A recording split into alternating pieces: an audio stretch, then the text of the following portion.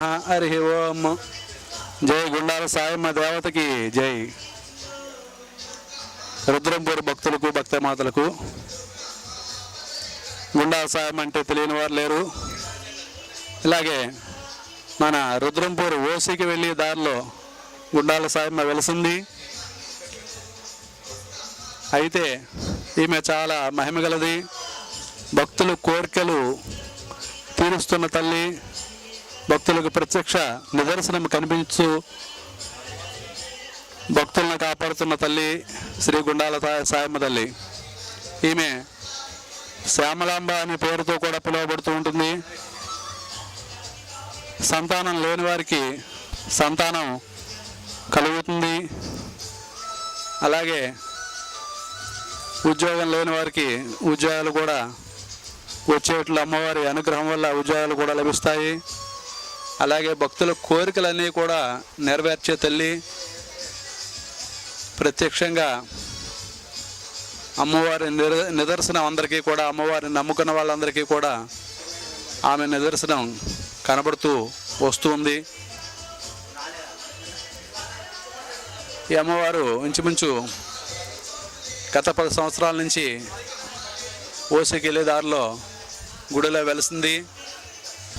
రుద్రాంపూర్ శ్రీ కోదండ రామాలయం భజన బృందం వాళ్ళు మరియు ఓసిలో అమ్మవారు వెలిసింది, అమ్మవారు వాక్ చెప్తుంది అని చెప్పేసి మా యొక్క భజన బృందం వారికి తెలియడం ద్వారా ఆ యొక్క భజన బృందం ద్వారా మేము ఓసిలోకి వెళ్ళి అక్కడ అమ్మవారి దగ్గర పోయి చూస్తే ఒక బాలునిపై అమ్మవారు వచ్చి ఆ చింత చెట్టు కింద బాలుడు వాకు చెప్పడం ద్వారా అక్కడ ఉన్నటువంటి మరి చుట్టుపక్కల పల్లెటూరు నుండి ఎన్నో వేల మంది జనాల సంఖ్యలో వచ్చి అక్కడ అంత రద్దీగా ఉంటే ఆ యొక్క భజన బృందం అందరం ఒక కమిటీగా ఏర్పాటు చేసుకొని అమ్మవారి దగ్గరికి ఒకరోజు మంగళవారం నాడు పోతే అమ్మవారు మాకు ఏదో మా కష్టాలు మా యొక్క ఉన్న ఇబ్బందులు అమ్మవారు మాకు చెప్తుంది అనుకుంటే అమ్మవారు మమ్మల్ని ముందుండి మమ్మల్ని వెనుక నడిపించి అమ్మవారు ఒక రోజున మరి కమిటీ వాళ్ళందరితో మాట తీసుకొని మీరు ఇక్కడ ఈ యొక్క ఓసిలో మీరు అమ్మవారిని గుడిని స్థాపించాలంటే మీ వల్లనే అవుతుంది, నేను ముందుండి నడిపిస్తాను, మీకు ఏ ఒక ఇబ్బందులు ఆటంకులు కలగకుండా చేస్తానని చెప్పేసరి అమ్మవారి దగ్గర మాట తీసుకొని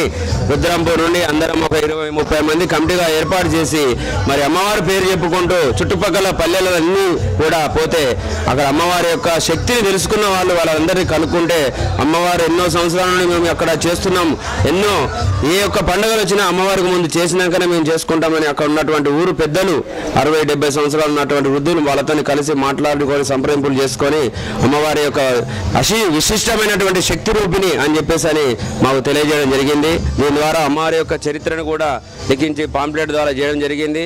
ఆ రోజు నుండి మరి క్రమేపంగా అమ్మవారినే స్వయంగా అమ్మవారు వచ్చే ఇక్కడ కూర్చుంటేనే ఈ యొక్క ఆలయాన్ని భక్తుల యొక్క సహకారాలతోని అమ్మవారి ఆలయాన్ని నిర్మించడం జరిగింది.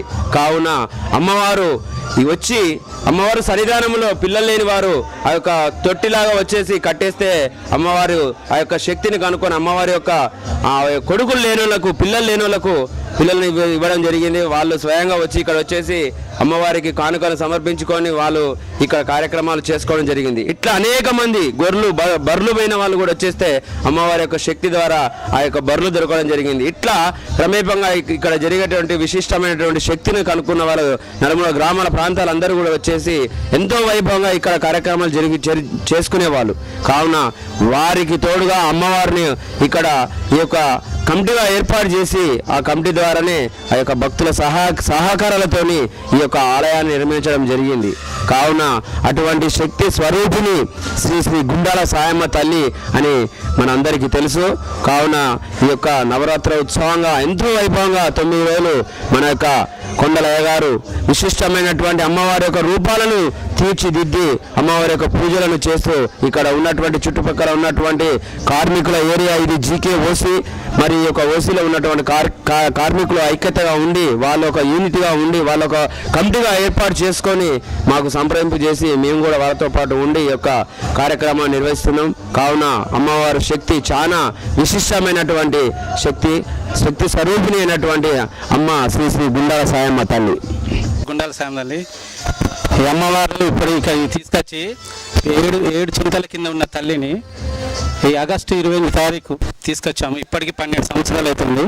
ఈ అమ్మవారిని తీసుకొచ్చిన కానీ ఇక్కడ వెలిసిన ఒక అబ్బాయికి పూనక వచ్చిన తర్వాత కొన్ని సంవత్సరాలు అబ్బాయి చేసిన తర్వాత ఇక్కడ మామూలుగా పూజలు జరుగుతున్నాయంటే వాక్కు ప్రకారం మా అందరికీ వాక్కు వల్లనే ఇక్కడ అభివృద్ధి చెందుతాయి అనుకున్నారు. కానీ ఈ అమ్మ తల్లి మహిమ వల్ల ఎవరికి ఏ కోరిక ఉన్నా తీర్చే తల్లి.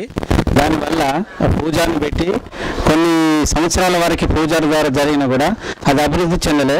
కానీ అమ్మ మహిమ వల్ల జీకేఓసి కార్మికుల వల్ల ఇప్పుడు ఈ గుడి ఇంత డెవలపింగ్ అయింది. ఈ సంవత్సరం ఇప్పుడు వాళ్ళు ముందు అడుగు చేసి సంవత్సరం అవుతుంది. సంవత్సరంలో మాకు ఏ సింగరేణి ఆదుకోలేదు. కార్మికుల సహకారంతోనే ఇంత అభివృద్ధి చెందింది. ఓం శ్రీ మాత్రే నమః. జై గుండాల శ్యామ తల్లికి భక్తమాసలోకి తెలియడమేమనగా గత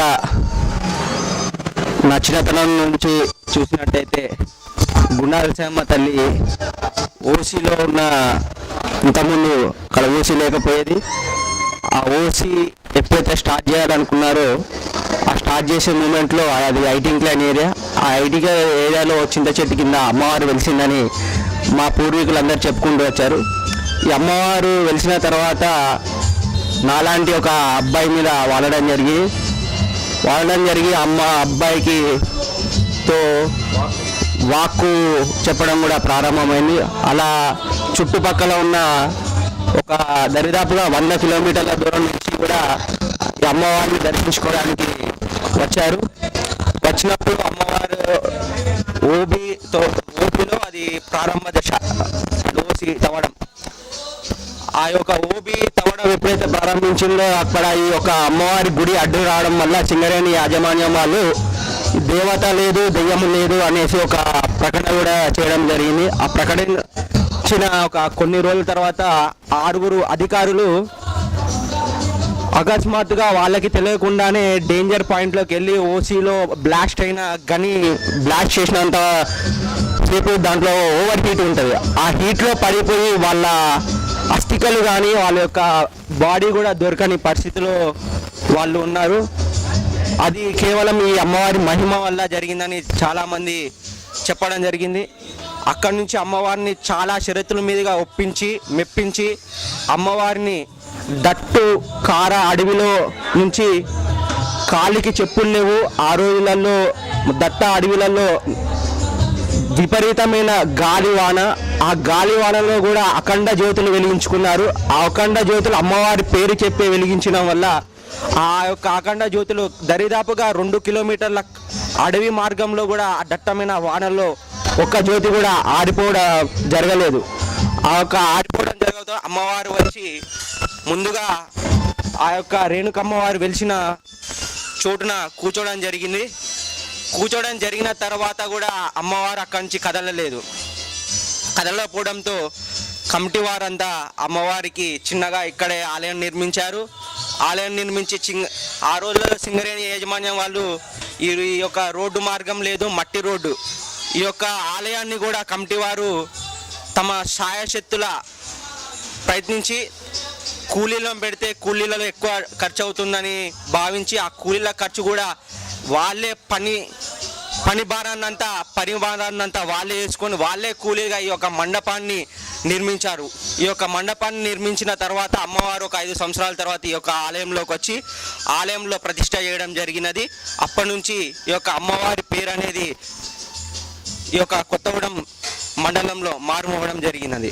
ఈ యొక్క అమ్మవారి మహిమలు తెలుసుకున్న వారంతా వచ్చి ఇక్కడ అమ్మవారిని కొలవడం జరుగుతున్నది. జై భవాని.